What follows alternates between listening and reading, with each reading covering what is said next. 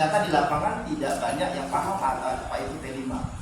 Nah, sebelum kita bahas P5-nya terlebih dahulu, saya mau bahas dulu mungkin langsung ke tahapannya. Yang pertama yang sebaiknya dibuat yaitu adalah membentuk tim fasilitator project. Jadi ditentukan berdasarkan jumlah peserta yang ada dalam satuan pendidikan. Jadi kalau kita sekitar 200, tapi yang kita tidak hitung 200-nya. Yang kita hitung adalah yang melakukan project yaitu di kelas 7. Itu dulu. Total berapa? 70 ya. 70? Oke, lanjut. Banyaknya tema yang dipilih. Nah, ini pertanyaan yang baik. Kalau ditanya, Sir, emang tema yang harusnya dipilih di dalam satu tahun itu berapa? Tema kalau bisa yang ada adalah 3, proyeknya 3. Jadi kalau bisa diusahakan berbeda.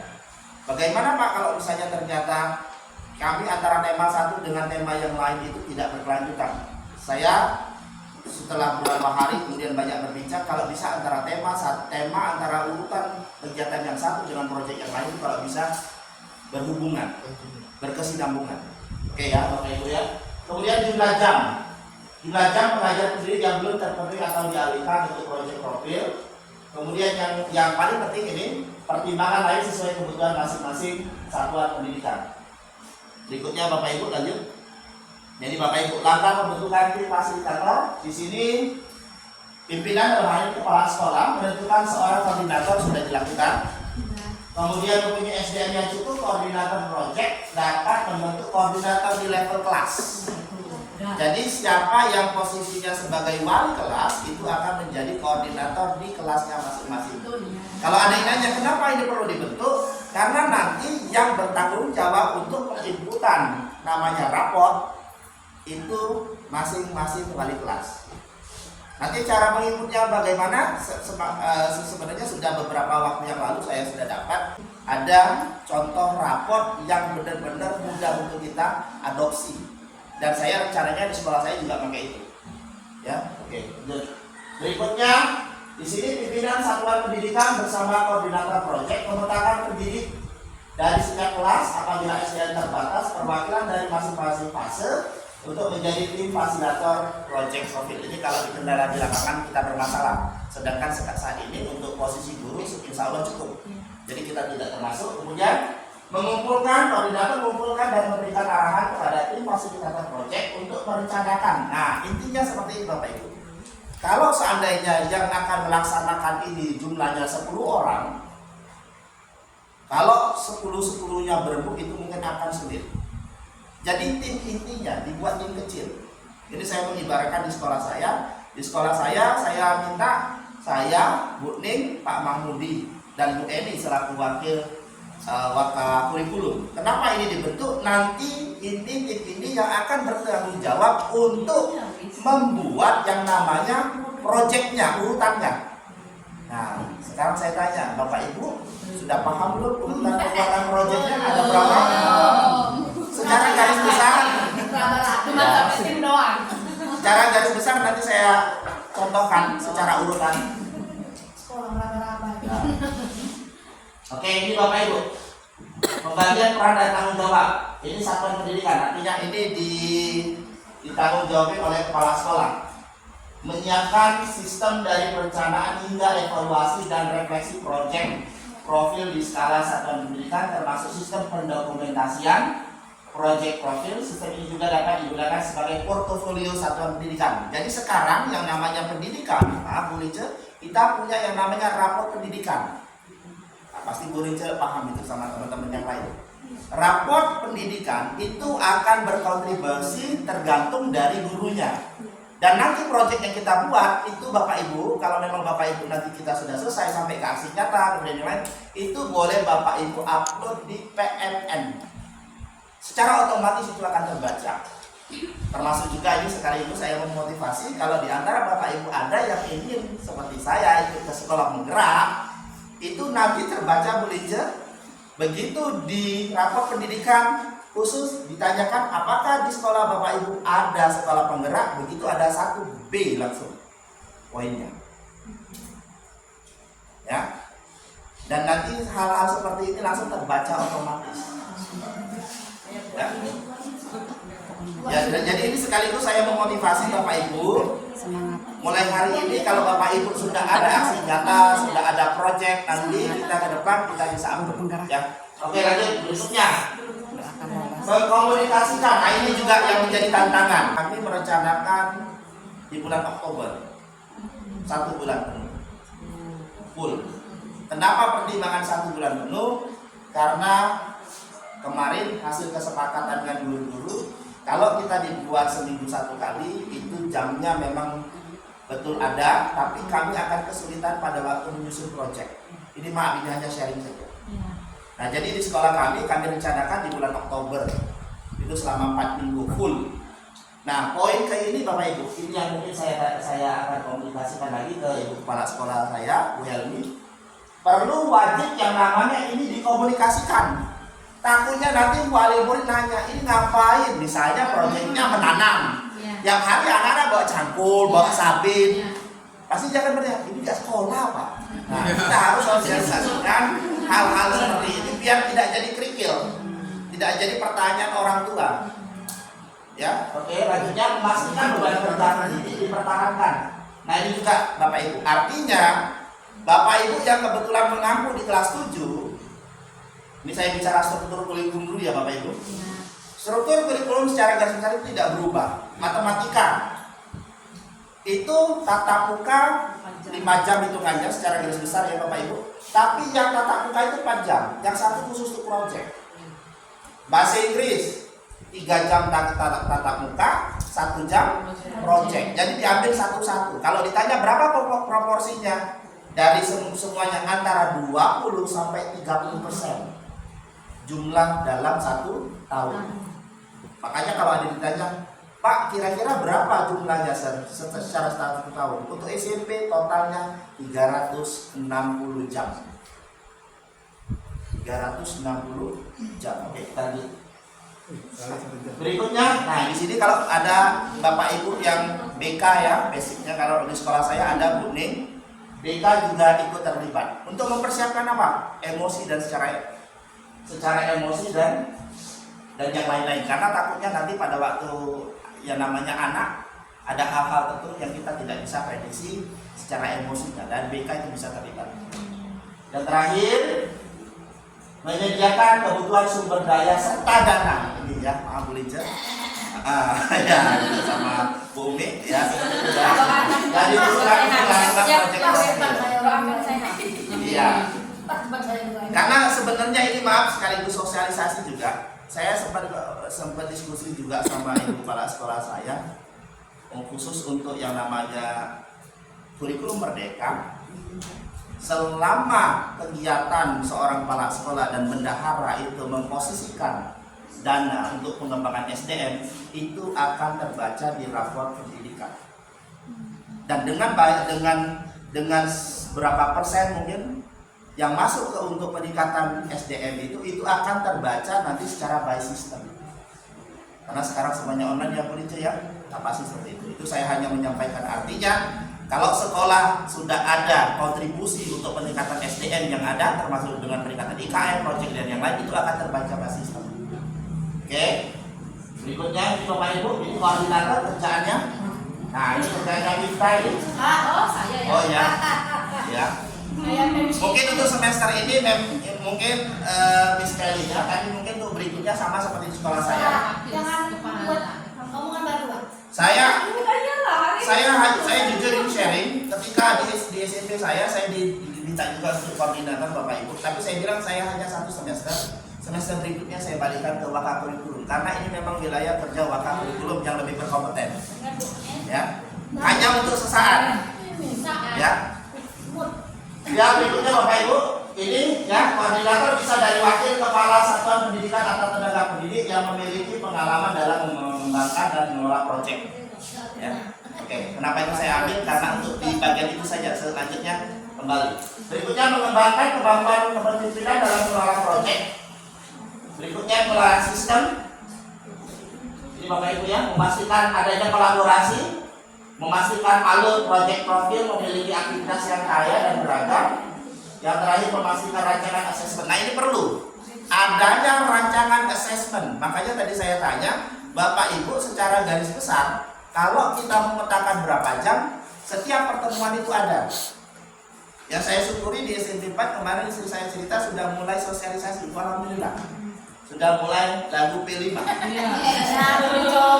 Minimal sudah nyangkut di otak mereka, karena yang sekarang ini anak-anak kelas 7, ini mereka sesuatu yang baru, di SD tidak dapat. Jadi ketika kita sukses di kelas 7, ya insya Allah di kelas 8, kelas 9 nya lebih mudah lagi. Ini Bapak Ibu, ini fasilitator. Fasilitator itu kalau ada yang dari luar yang bisa melakukan penguatan, kita bisa kolaborasi dengan dari sekolah lain. Lanjut. Nah ini Bapak Ibu, mengidentifikasi tahapan kesiapan. Coba hari ini kita jawab bareng-bareng. Saya punya slide. Saya minta Bapak Ibu menjawab ini. Mungkin kalau kurang besar saya berikan. Nah, silakan Bapak Ibu menjawab pertanyaan ini secara jujur. Dapat hadiah nanti. Seberapa banyak pendidik yang pernah melaksanakan pembelajaran berbasis proyek selama ini? Pernah tidak Bapak Ibu melakukan proyek? Pernah. Oke. Apakah pembelajaran berbasis proyek sudah menjadi kebiasaan? Artinya ini sudah menjadi sesuatu hal yang setiap hari kita lakukan. Ya. Maunya. Kemudian Kadang-kadang. kalau Bapak Ibu sekolah kita itu masih posisinya di bawah 50% dan jumlah peserta dari gurunya, berarti kita masuk di tahap awal. Ini pun juga kalau belum berarti masuk ke tahap awal. Apa yang di bawah? Yang di bawah ini adalah kalau kita sudah. Nah ini masuk tahap berkembang, kemudian tahap lanjutan. Kita posisinya jujur berarti ada di tahap awal. Kalau di tahap awal Bapak Ibu, ini Bapak Ibu, satuan pendidikan belum memiliki sistem dalam persiapan dan melaksanakan pembelajaran berbasis proyek. Konsep pembelajaran berbasis proyek baru diketahui pendidik. Satuan pendidikan menjalankan proyek secara internal. Artinya hanya cukup yang ada di sekolah kita. Kita belum bisa yang namanya bekerja sama dengan satuan pendidikan yang lain untuk berkolaborasi. Itu maknanya. Kemudian ini tahap berkembang Bapak Ibu, ya sudah bisa melibatkan pihak di luar satuan pendidikan untuk membantu salah satu aktivitas proyek. Kemudian ini Bapak Ibu, nah ini penentuan dimensi. Hari ini kita menentukan dimensi apa yang ingin menjadi fokus kita. Kalau ditanya ada beberapa Pak dimensi, 6. Ya, dimensi profil belajar Pancasila, ini Bapak Ibu menentukan ini pemilihan dimensi. Nah ini disarankan untuk memilih 2-3 dimensi yang paling relevan, yang sesuai dengan kondisi kita di lapangan. Ya, coba kita gambarkan dulu Bapak Ibu. Nah ini temanya. Nah, ini saya tunjukkan temanya dulu. Ini kalau tema PAUD Bapak Ibu ya. Nah, kita di sini Bapak Ibu. Nah ini gaya hidup berkelanjutan, kemudian kearifan lokal, Bhinneka Tunggal Ika, bangunlah jiwa dan raganya, suara demokrasi, rekayasa dan teknologi, kewirausahaan, kebekerjaan. Kebekerjaan itu khusus untuk SMK. Kita tidak berada di level ini, tapi kita berada di sini. Ini contoh SD, SMP dan SMA di sini. Contoh gaya hidup keberlanjutan. Peserta didik memahami dampak aktivitas manusia baik jangka pendek maupun jangka panjang terhadap kelangsungan kehidupan dunia maupun lingkungan sekitarnya. Peserta didik membagi kesadaran untuk bersikap dan berperilaku ramah lingkungan, mempelajari potensi kritis berkelanjutan yang terjadi di lingkungan sekitarnya serta mengembangkan kesiapan menghadapi mitigasi. Sebagai contoh, Jakarta situasinya banjir, Kalimantan hutan sebagai paruan dunia, daerah pedesaan pemanfaatan sampah organik. Dan maaf Bapak Ibu, sekolah saya kemarin mengambil ini sebagai salah satu yang kami pilih, yaitu gaya hidup berkelanjutan. Kami memilih ada 3 proyek dan kami rencanakan ini sebagai mungkin referensi saja. Yang pertama kami proyeknya adalah gerbek sampah. Karena kondisi di lapangan anak-anak belum tertib untuk membuang sampah sesuai dengan tempatnya, kemudian juga dengan sesuai dengan fungsinya. Kemudian yang kedua, proyek kedua kami melakukan pembuatan enzim, ekoenzim. Kalau ditanya yang ketiga apa Pak? Yang ketiga kami merencanakan penanaman. Kenapa? Makanya ada keberlanjutan. Jadi dari sampahnya kita olah ke pupuk, dari pupuk kita olah menjadi kompos, kemudian di penanaman. Dan kemudian maaf ini sekaligus sharing, bagaimana Pak pemetaannya? Sekolah saya mungkin Bu Dita lebih paham. 1 minggu itu 40 JP, ya kan? 1 tahun tadi saya bilang berapa Bapak Ibu? 360. Berarti kami punya 9 minggu. 9 minggu itu dibagi bagaimana? Yang 2 minggu untuk penertiban sampahnya, yang 2 minggu untuk pembuatan ekoenzim. Kalau adanya, Sir, emang selama 2 minggu apakah sudah jadi si ekoenzim? Bapak Ibu, yang kita bicarakan tidak hasil. Kita bicara prosesnya. Yang penting prosesnya benar dulu. Kalau prosesnya sudah betul, urut-urutan kegiatannya seperti apa, ya sudah. Nah ini 1 bulan. Selesai itu di bulan Oktober. Ya, jadi 2 minggu khusus untuk sampahnya, 2 minggu untuk ekoenzimnya. Kemudian berikutnya, bagaimana sisanya yang 5 minggu? 5 minggu akan kami pakai di semester 2. Kami akan memakai kalau nggak di Januari, Februari. Kemarin Pak Wangi diusul, jangan sampai di bulan 4, bulan 5 Pak Sat. Sebenarnya kalau bulan 4, bulan 5 saya lebih leluasa. Kami lebih leluasa. Kenapa? Di bulan 4, bulan 5, di bulan 4 biasanya anak kelas 9 sudah habis. Tapi kendalanya kalau kita penanaman, kita mulai masuk kemarau. Jadi masukannya jadi di awal, kalau nggak Januari, Februari. Dan kami sepakat itu. Jadi artinya 9 minggu itu untuk 1 tahun. Karena kami plotting. Nah silakan Bapak Ibu, kalau di sini tadi menyesuaikan ini jatuhnya ke hari Sabtu, setahu saya di sini silakan hari Sabtu itu berapa jam? Apa 7 jam apa 8 jam? Nah kalau dia 7 jam berarti 360 dibagi 7 itu sekitar 51 atau 52 minggu. Berarti kita tiap minggu ketemu. Nah mulai hari ini silakan dirancang kira-kira proyeknya apa. Ya, oke, saya lanjut dulu biar dapat gambaran.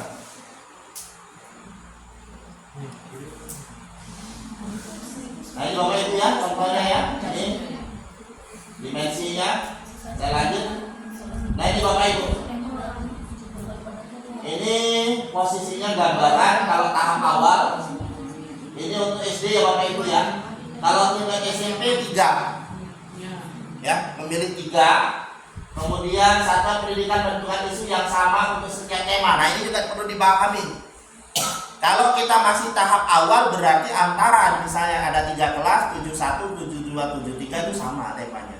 Tapi kalau kita sudah bertahap berkembang kemudian lanjutnya mungkin antara itu berbeda. Jadi kita menyesuaikan. Kemudian ini Bapak Ibu, kemudian opsi satuan pendidikan menentukan isu yang sama. Jadi karena kita masih tahap awal, kita memang bisa menentukan sekolah rencananya ini. Kami sempat diskusi. Balik lagi, poin dari IKM implementasi kurikulum merdeka adalah berpusat pada murid. Ya. Jadi kami sempat bertanya, kami sempat diskusi bagaimana kita mengenalkan proyek. Misalnya kita tadi bicara sampah, 1 minggu tidak usah dibersihin. Sampah nggak usah dibersihin. Kemudian biarkan anak-anak melihat dulu. Kemudian mungkin pada waktu mungkin upacara, kira-kira enak nggak anak-anak kondisinya seperti apa. Nah biarkan anak kenalin masalah yang ada di lapangan. Kemudian kita coba tawarkan kira-kira bagaimana kalau kita membuat suatu proyek. Hanya bagaimana silakan Bapak Ibu sekreatif mungkin. Tapi kita tidak, kalau bisa usahakan yang bilang, oke anak-anak hari ini kita proyeknya gerbek sampah. Ya. Tapi biarkan mereka menemukan kondisi di lapangan seperti apa. Jadi anak akan belajar untuk menemui masalah, kemudian mencari solusi. Oke. Ini Bapak Ibu ya penentuannya. Nah ini Bapak Ibu gambarannya ini. Untuk tingkat SMP ya.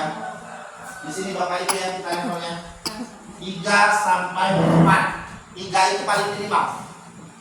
Boleh 4 kalau cukup waktunya. Ya. Jadi untuk SMP itu 3 sampai 4. Untuk SD 2 sampai 3, SMA itu 3 sampai 4. Tapi itu di kelas 10, kalau kelas 12 beda.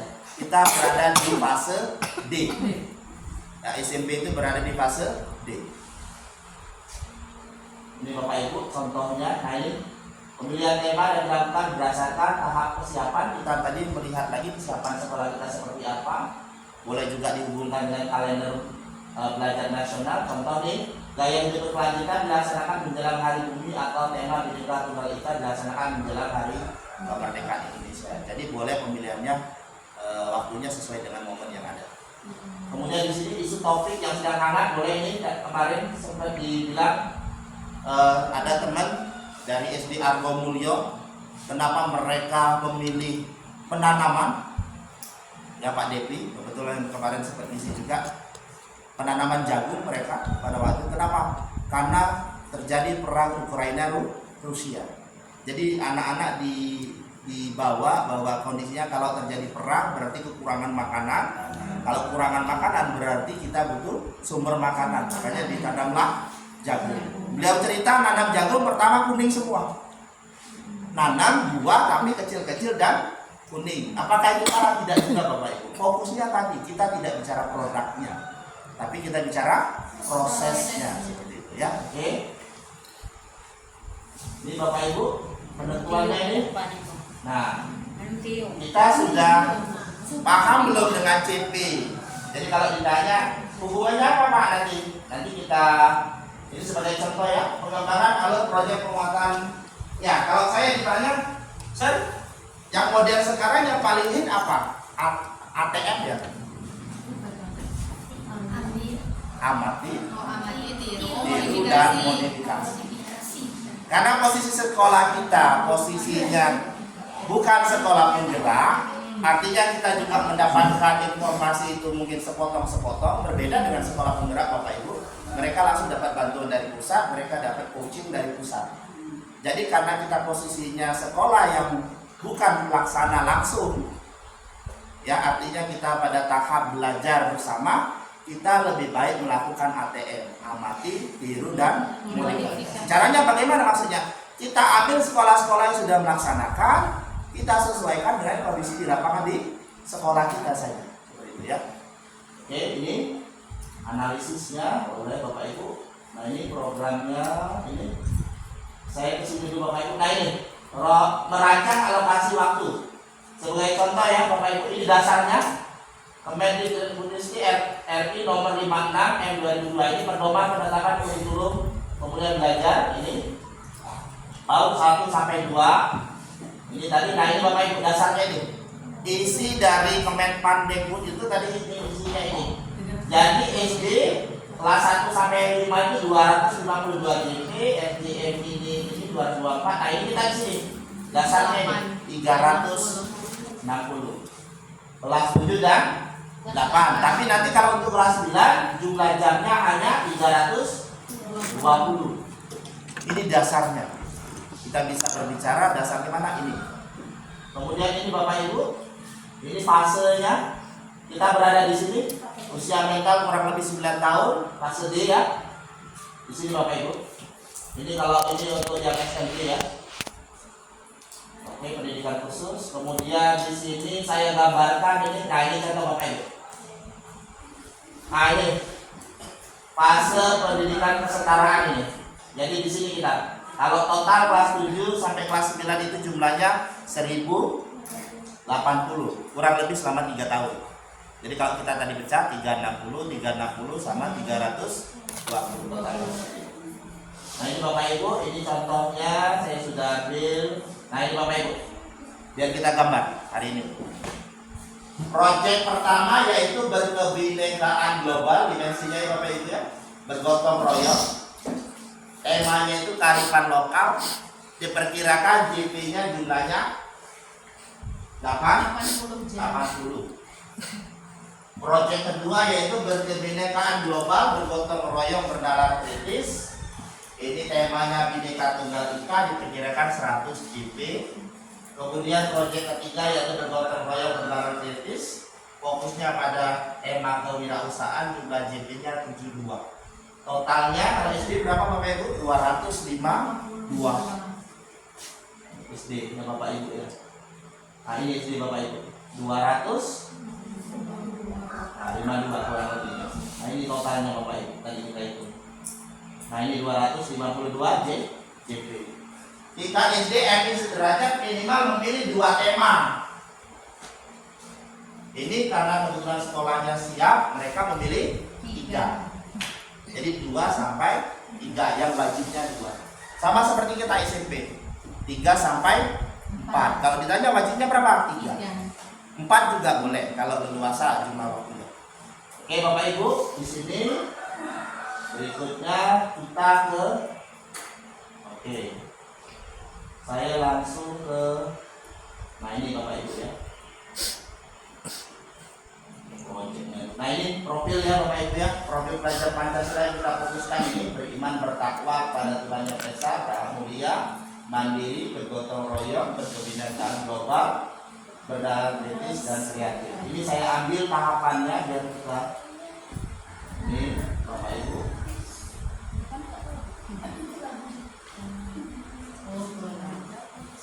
Nah ini Bapak Ibu secara garis besar tema tadi kalau dipetakan dalam bentuk tabel seperti ini. Jadi yang ini satu yang Bapak Ibu ya, kearifan lokal, rekayasa kewirausahaan, Bhinneka Tunggal Ika, dari hidup kelanjutan, lalu laju beragamnya, suara demokrasi. Nah ini tadi khusus untuk SMK. Jadi kita punya berapa Bapak Ibu? 7. Ya, Nah itu kita di sana. Ya, fokusnya tidak tidak. Namanya ya, lanjut. Ini saya, nah ini mungkin saya lebih jelas lagi di Bapak Ibu. Nah ini tahapan ini Bapak Ibu melakukan proyek ini, merancang alokasi waktu tadi yang buat tim tadi, kemudian nanti membentuk tim, identifikasi tingkat kesiapan sekolah, pemilihan tema, penentuan topik, merancang proyek. Nah ini disesuaikan kalau tahapan secara garis besar ini. Kemudian ini prinsip proyek harus holistik, kontekstual, eksploratif, dan berpusat pada peserta didik. Ini ya Bapak Ibu contohnya modulnya, saya kesini saja. Nah ini sebagai contoh, biar kita pada dapat poinnya Bapak Ibu. Ini Bapak Ibu contoh alurnya. Nah ini yang sebaiknya dilakukan oleh tim kecil yang tadi saya bilang, tim inti menyusun ini. Jadi nanti teman-teman yang lain tinggal eksekusi bahasanya. Karena memang wadahnya, otaknya ada di tim kecil. Sebagai contoh ini Bapak Ibu, gaya hidup berkelanjutan, topiknya yaitu sampahku tanggung jawabku, diperkirakan jumlah jamnya 57 jam. Ini tahapannya. Mengenali, membangun kesadaran. Oke ini maaf ya, dimensinya ini Bapak Ibu, beriman bertakwa, gotong royong, bernalar kritis. Sub elemennya ini memahami berhubungan ekosistem, menangani ini poinnya. Nah kita kesini Bapak Ibu, ini yang namanya urutan alurnya. Jadi yang pertama itu apa? Pengenalan perubahan iklim dan masalah pengelolaan sampah. Itu pertemuan pertama. Pertemuan kedua kita bicara eksplorasi isunya. Yang ketiga yaitu melakukan refleksi awal.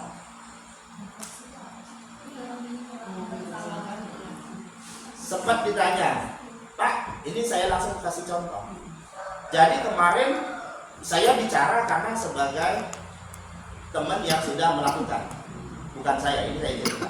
Jadi bagaimana Pak mengenalkan ini perubahan iklim dan pengelolaan sampah? Ini kemarin teman yang di SD Agomu ya Pak Devi itu bercerita, anak-anak itu diletakkan di lapangan. Jam berapa sih? Jam 12. Bayangkan jam 12 diletakkan di lapangan. Dibagi dua. Jadi total siswanya pada waktu dia cerita total satu kelas itu 20. Yang 10 dijemur, tapi bukan seperti disiksa ya Bapak Ibu ya, bukan. Disuruh dijemur. Yang 10 di bawah pohon. Nah, kemudian bergantian, kemudian ditanya, kira-kira setelah 20 menit apa yang bisa kamu ceritakan? Nah, artinya mulai. Nah, hal-hal seperti ini Bapak Ibu, kita perlu lakukan diskusi dengan teman-teman. Bagaimana cara yang paling mudah? Karena maaf, anak-anak kan backgroundnya berbeda-beda. Nah, kita di sini membutuhkan sesuatu kondisi, anak-anak bagaimana dapat sesuatu, menalar, dia tidak merasa, oh ternyata kita ini sambil belajar. Nah, bagaimana ini tadi mungkin? Kita masukkan tadi mungkin setelah itu, anak-anak besoknya mungkin kita kenalkan. Nah, konsepnya apa? Seperti apa? Apa yang ingin kita kenalkan ke murid-murid? Kemudian setelah itu refleksinya, dan ini tadi bisa juga melakukan ini Bapak Ibu. Setelah melakukan refleksi itu seperti apa? Oh, kira-kira kondisinya seperti apa? Kira-kira apa yang bisa kita kerjakan? Kemudian ditambahkan lagi pengetahuan. Kunjungan ke TPA, komunitas peduli sampah, kegiatan itu. Kita boleh menyesuaikan dengan yang lain. Ini hanya contoh. Jadi kalau nanti Bapak Ibu memilih kegiatan yang lain boleh. Tapi ini sebagai tadi kata saya ATM, amati, tiru, modifikasi sesuai kebutuhan. Berikutnya diskusi kritis masalah sampah. Kegiatan ke-6 yaitu pengumpulan, perorganisasian dan penyajian data. Jadi anak-anak disuruh mengeksplorasi datanya lagi. Kemudian trust talk. Nah, ini trust talk ini apa tadi? Sampah di sekolahku. Mungkin mereka satu-satu bergantian menyampaikan pendapat. Kira-kira sampah di sekolah kita seperti apa? Ya. Setelah ini Bapak Ibu boleh lanjutkan kan? Jadi Bapak Ibu ya, assessment formatif. Nah, ini lakukan assessment formatif di awal. Mungkin kita melakukan assessmentnya yang simple-simple saja. Kira-kira anak dikasih kuesioner yang simple, apa pendapat mereka? Gitu ya. Berikutnya ini melakukan poster. Anak-anak membuat poster aksi nyata sayangi sekolahku, eksplorasi program. Ini Bapak Ibu kesini ya, dia Bapak Ibu. Fokusnya gaya hidup berkelanjutan. Kemudian terakhir ini ke-11, sayangi sekolahku, peranku dan solusiku. Kemudian ini membuat poster aksi nyata lagi. Dan ini Bapak Ibu, ini fokusnya dia hanya pada waktu ini. Kesini Bapak Ibu. Ini ada posternya. Nah, ini ada 17 kegiatan. Kurang lebihnya. Urutan-urutan kegiatan ini harus dipikirkan oleh tim kecil tadi. Nah, silakan siapa Bapak Ibu. Sebenarnya boleh, boleh nggak semuanya ikut boleh, nggak apa-apa. Tapi akan lebih kecil, lebih enak untuk berkomunikasi biasanya kalau kita hanya 3 atau 4 orang. Teman-teman yang lain nanti memfokuskan untuk eksekusinya. Ini contohnya Bapak Ibu. Ini kemudian di sini. Ini kalau tahu tahap permulaan pengembangan. Oke, saya ke contoh raportnya saja dulu Bapak Ibu ya. Akan nanti. Nah, di sini Bapak Ibu, ini khusus SMP nggak bisa kita memakai ini. Ya. Ini sebagai contoh ini. Jadi nanti Bapak Ibu tinggal memasukkan di sini identitas sekolahnya diganti. Sekolahnya apa ini sesuai dengan data kita. Kemudian di sini nanti masukkan judul proyeknya apa. Ini contoh ini nanti pemanfaatan tanaman di lingkungan sekolah. Ini saya tadi kasih judul saya nyoba, saya masukkan ekoenzim, itu terbaca Bapak Ibu. Coba kita lihat proyek satunya. Input data. Nah di sini pemanfaatan tanaman di lingkungan sekolah fase D kelas 7. Dimensinya ini yang diambil Bapak Ibu. Beriman bertakwa pada Tuhan Yang Maha Esa dan berakhlak mulia. Nanti kita memilih elemen apa yang kita fokuskan. Akhlak pada manusia, kemudian utama ini elemennya ada. Nah ini Bapak Ibu nanti akhirnya CP-nya, capaian fasenya. Dan ini otomatis Bapak Ibu, begitu Bapak Ibu ngisi di sini, makanya tadi tim kecil tadi menentukan dimensinya yang mana otomatis terbaca. Ini dimensinya ada dua, beriman bertakwa pada Tuhan Yang Maha Esa dan kemudian bergotong royong. Nah ini termasuk elemen keduanya kolaborasi elemen. Nah ini Bapak Ibu pikirkan di awal fokusnya yang mana. Jadi biar nanti terbaca. Ya, sudah Bapak Ibu ya, sudah masuk ke sini. Nanti Bapak Ibu ini nanti dalam bentuk rapor proyek seperti ini. Nah, nanti hanya dalam bentuk uraian. Sebagai contoh nih, proyek ini adalah proyek pertama di kelas ini, contoh kelas 4 ini dari kelas 7. Diarahkan membangun dua dimensi profil pelajar Pancasila. Pada proyek ini siswa terbiasa mengidentifikasi hal-hal yang sama berbeda dimiliki. Oke, sekitar ini enzimnya. Nah, Bapak Ibu nanti ini belum berkembang, mulai berkembang sesuai harapan, sangat berkembang. Saya sempat juga bertanya dan saya dapat informasi bagaimana caranya. Jadi Bapak Ibu, setelah tim, kita bicara prakteknya. Setelah tim menentukan alurnya, misalnya tadi 17 kegiatan, ada yang Bapak Ibu masuk ke dalam kelas kan? Nah, setiap kali Bapak Ibu akan masuk, Bapak Ibu masuk dalam kelas, Bapak Ibu memegang satu lembar observasi. Ya. Kalau si anak tadi disuruh nggak mau, nggak mau, berarti yang Bapak Ibu contoh BB belum berkembang. Disuruh mau tapi tunggu kalau didorong-dorong mulai berkembang. Mulai yang ketiga berkembang sesuai harapan. Sudah mulai ada inisiatif tapi perlu pendampingan. Bagaimana yang tadi? Dia sudah bisa bergerak dan dia sudah bisa mendorong temannya yang lain.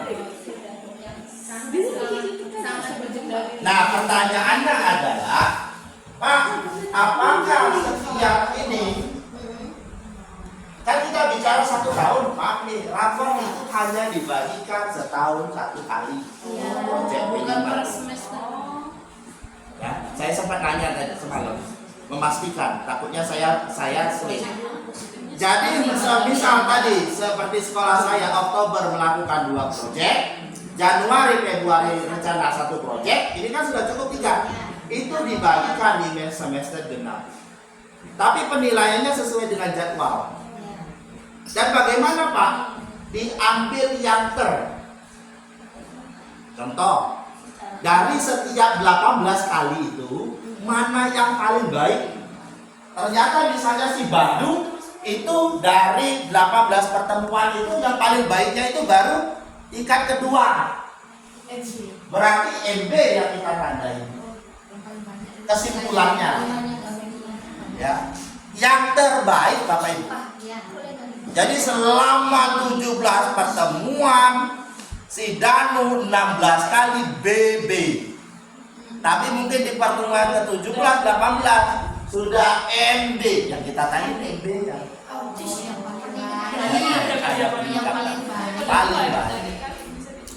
Ya. Kan selama ini kita bicaranya yang paling sering, tapi kita bicara yang terbaik. Oke, lanjut Bapak Ibu. Ini contohnya. Nah, nanti di sini terakhir sudah ini dalam bentuk item, artinya dicentang, kita ini kan. Nah, ini Bapak Ibu perkembangannya. Belum berkembang, masih membutuhkan bimbingan dalam mengembangkan kemampuan. Mulai berkembang, siswa mulai mengembangkan kemampuan, masih belum ajak. Belum ajak itu artinya belum menjadi kebiasaan dia. Yang berikutnya mengembangkan kemampuan sudah berada dalam tahap ajar. Yang terakhir mengembangkan kemampuan melampaui harapannya tadi, mulai mengimbas ke teman-temannya. Nah, ya, mulai itu ya. Di sini nanti wali kelas tanda tangan orang tua, di sini kepala sekolah. Ini sebagai contoh ya Bapak Ibu. Oke, ini contohnya, ini panduannya. Ya, misalnya tadi 70 jam itu dibagi berapa meeting. Nah, kegiatan per meetingnya itu apa? Kalau secara garis besar dari pemerintah, permintaannya ini Bapak Ibu. Perencanaan proyek itu diawali dengan merancang alokasi waktu dan dimensi profil belajar Pancasila. Kemudian yang kedua, membentuk tim fasilitasi proyek, identifikasi tingkat kesiapan sekolah, pemilihan tema umum, penentuan topik, kemudian merancang modul proyek. Nah, merancang proyek setelah ini kan awal. Setelah itu tahap eksekusinya tadi. Nah, eksekusinya apa tadi? Proyeknya apa? Urutan kegiatannya seperti ini. Ya. Jadi pengenalan permasalahan, kemudian pembuatan proyeknya, terakhir adalah refleksi. Dan kalau ditanya, Pak, ini bentuk produk akhirnya apa? Kalau kami rencananya mau bentuk dalam bentuk video. Bisa dalam video, bisa dalam bentuk tertulis. Yang sampah tadi ya, Sir, yang video. Ya, boleh. Tadi kan? Ini tujuannya dijelaskan, pengenalan, kontekstualisasi. Nah ini kalau pertanyaan tadi, Sir, itu intinya apa? Inti yang namanya project itu 4 ini: tahap pengenalan, kontekstualisasi, tahap aksi, kemudian refleksi dan tindak lanjut. Nah ini yang kita tuangkan dalam bentuk pelaporan nanti, ya. Kemudian ini tadi dimensinya yang dicontohkan, yang diambil yaitu dimensi beriman bertakwa, bergotong royong. Ini elemennya alat pada alat, kolaborasi. Ini sub elemennya. Memahami keterhubungan ekosistem. Ya, oke. Kemudian ini Bapak Ibu targetnya. Nah ini dia dijelasin, dia sampai dijelasin kegiatannya itu apa saja. Ini Bapak Ibu ya. Kemudian aktivitas yang terkait ini ada poin-poinnya, maksudnya pertemuan beberapa. Sebentar saya tunjukkan videonya. Saya tunjukkan videonya langsung ya Bapak Ibu ya.